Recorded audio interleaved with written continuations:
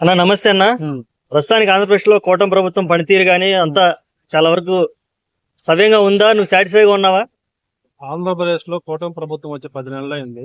బ్రహ్మాండంగా అభివృద్ధి చేస్తున్నారు. ఇచ్చిన హామీలన్నీ 1 by 1 నెరవేరుస్తూ, అలాగే అభివృద్ధి కూడా అమరావతి కానీ పోలవరం కానీ ఒకవైపు అభివృద్ధి చేస్తున్నారు, ఒకవైపు సంక్షేమాలు ఇస్తున్నారు.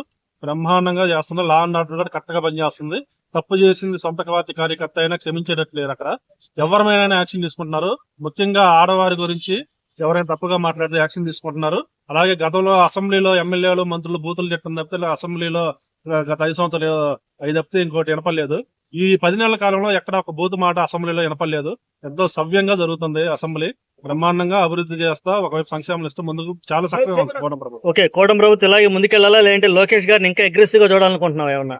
కూటమి ప్రభుత్వంలో మన పవన్ కళ్యాణ్ గారు చెప్పింది ఏంటంటే 10 సంవత్సరాల వరకు చంద్రబాబు నాయుడు గారే మా ముఖ్యమంత్రి. ఆ మాట మీద కట్టుబడి ఉన్నారు పవన్ కళ్యాణ్ గారు. తర్వాత 10 సంవత్సరాలు అంటే మాక్సిమం ఏదైనా ఒక రాష్ట్రం సెటిల్ కావాలన్నా, కంపెనీలు కావాలన్నా, రాజధాని పూర్తి కావాలన్నా మినిమం ఒక 10 సంవత్సరాలన్నా టైం కావాలి. కాబట్టి ఒక సమర్థవంతమైన నాయకుడు చంద్రబాబు నాయుడు గారు కాబట్టి ఒక 10 సంవత్సరాల వరకు అయితే ఆయన ముఖ్యమంత్రి గారు. ఎందుకంటే ఇప్పుడు ఆల్రెడీ 70 సంవత్సరాలు కాబట్టి ఇంకో నెక్స్ట్ ఆయన 100 సంవత్సరాల వరకు అయినా యాక్టివ్ గా ఉంటారు. ఆయన పని చేయగలరు.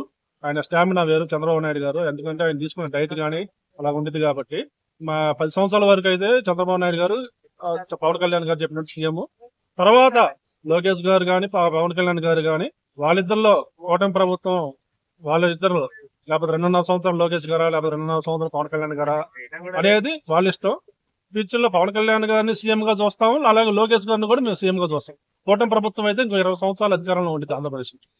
ఓకే అన్న, థ్యాంక్ యూ సో మచ్.